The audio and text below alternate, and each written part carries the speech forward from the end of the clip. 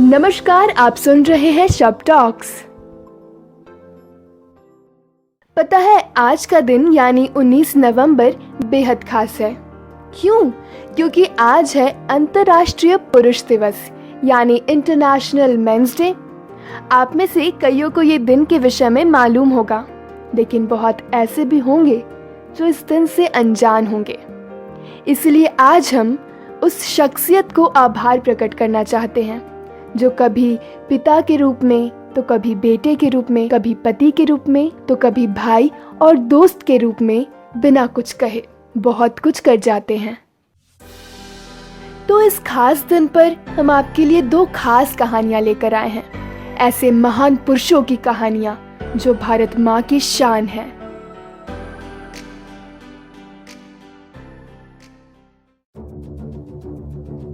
जिनके नाम में ही हो वीरता, एक ऐसा योद्धा जिससे दुश्मन कांपते थे, जिन्हें पुकारा जाता था शेर शाह, कैप्टन विक्रम बत्रा।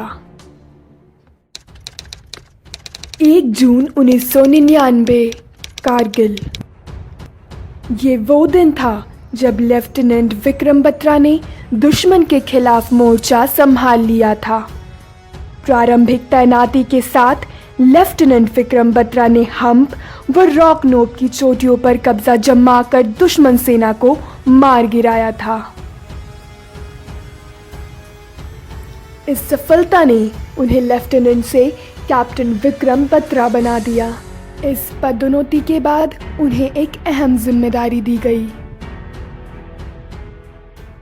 श्रीनगर लेह मार्ग से बेहद करीब स्थित 5140 पॉइंट को दुश्मन सेना से मुक्त करवाकर भारतीय तिरंगा फहराने की जिम्मेदारी।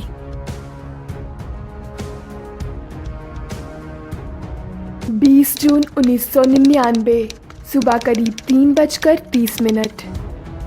कैप्टन विक्रम बत्रा ने अपनी बहादुरी और युद्ध कौशल का परिचय देते हुए इस पॉइंट पर कब्जा जमा लिया था। भारतीय तिरंगा अब लहराने लगा था।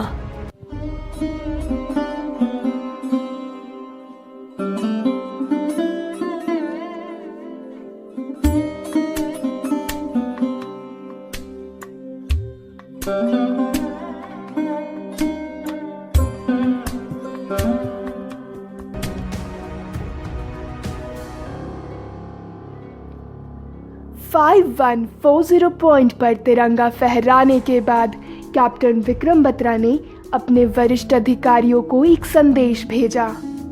ये दिल मांगे मोर कहने को तो ये सफलता मिलने के बाद भेजने वाला एक कोड था, मगर असलियत में ये कैप्टन विक्रम बत्रा के अगले लक्ष्य का संदेश था।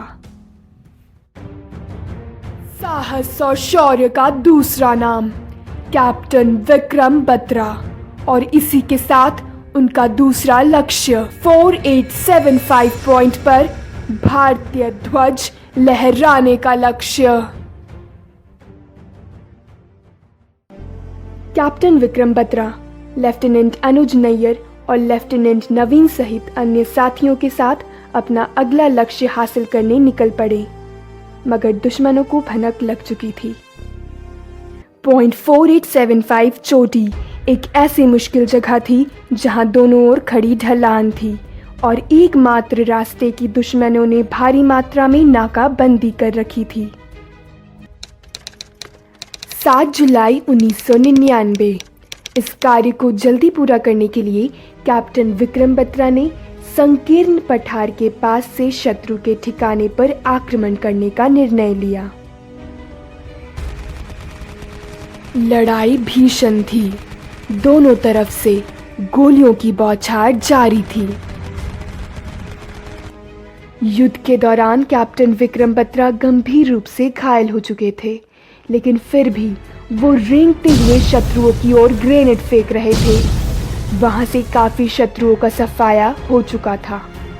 उन्होंने अपने जवानों को प्रेरित किया और साथ में आक्रमण करने लगे। लगभग नामुमकिन सा लगने वाला ये कार्य सफल हो चुका था। पर तभी दुश्मनों ने लेफ्टिनेंट नवीन को अपना निशाना बनाया और फायरिंग शुरू कर दी। अपने साथी की जान बचाने के लिए कैप्टन विक्रम बत्रा दौड़ पड़े। वो लेफ्टिनेंट नवीन को खींचकर ला ही रहे थे, तभी उनके सीने में एक गोली लगी और उसी क्षण कैप्टन विक्रम बत्रा वीर गति को प्राप्त हो गए। भारत माँ का ये लाडला, जिसने दुश्मनों के छक्के छुड़ा दिए, जिसने अपनी माँ के लिए और अपनों के लिए अपने जान को निछावर कर दिया। इनके साहस और शौर्य को सम्मानित करने के लिए कैप्टन विक्रम बत्रा को परमवीर चक्र से नवाजा गया है।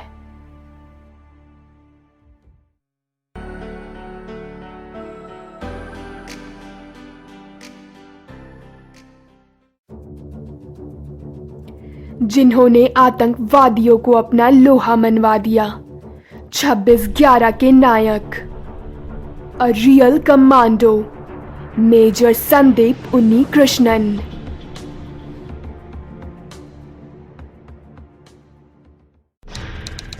छब्बीस नवंबर 2008, लोकेशन होटल ताज पैलेस, रात के करीब 9:30 बजे।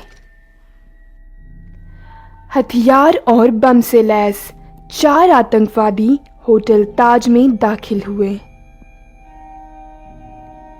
लॉबी में घुसते ही उन्होंने गोलाबारी शुरू कर दी। बंदूकधारी रिसेप्शन में घुसे और जो भी दिखा उन पर गोली चला दी। धीरे धीरे पूरा होटल उनके कब्जे में हो गया। चारों ओर दहशत और खौफ छा गया था। सुरक्षा एजेंसी और नेताओं के लिए सबसे बड़ी चुनौती ये थी कि किसी को भी अंदाज़ा नहीं था कि अंदर कितने आतंकवादी हैं और ये हमला कितना बड़ा हो सकता है। होटल में करीब 200 मासूम जानें फंसी थी। स्थिति बेहद गंभीर और नाजुक थी। मामले को संभालने के लिए राष्ट्रीय सुरक्षा गार्ड को बुलावा भेजा गया था, क्योंकि ऐसी विकट परिस्थिति को सर्वश्रेष्ठ योद्धा ही संभाल सकते हैं।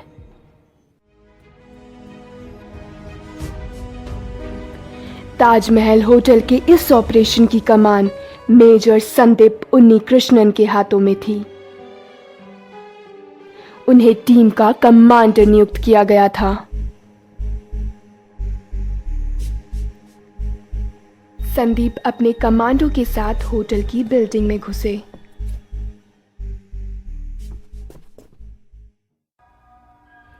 ऊपर की ओर से आतंकी गोली चला रहे थे। आतंकियों को पीछे हटाने के लिए उनकी टीम भी जवाबी गोलाबारी कर रही थी। जवाबी कार्रवाई की वजह से आतंकवादी एक जगह से दूसरे जगह भागने लगे।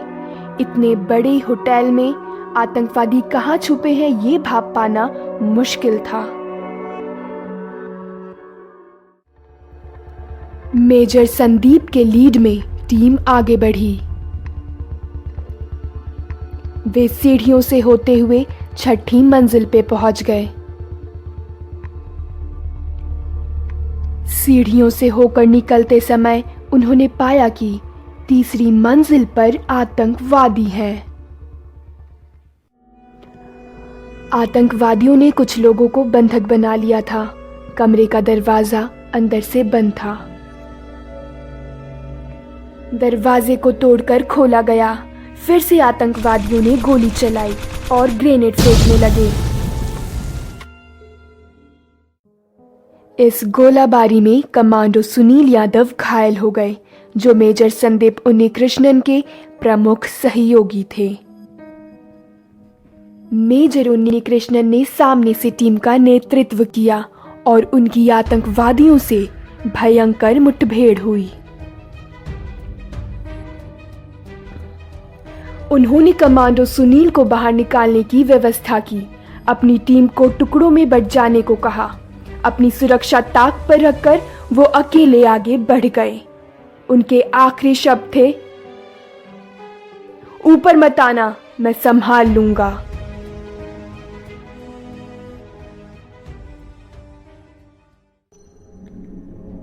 मेजर संदीप उन्नीकृष्णन अकेले थे, इसीलिए खतरा भी और ज्यादा था। इसी दौरान आतंकवादी दूसरे मंजिल पर चले गए। मेजर ने भी उनका निरंतर पीछा किया।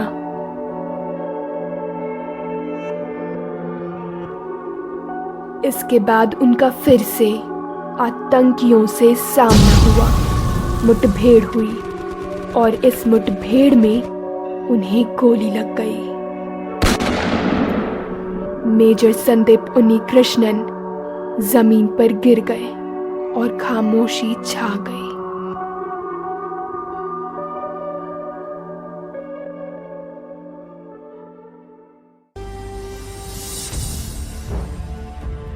सुरक्षा और जनहित के लिए किया गया ये बलिदान सदैव अमर रहेगा।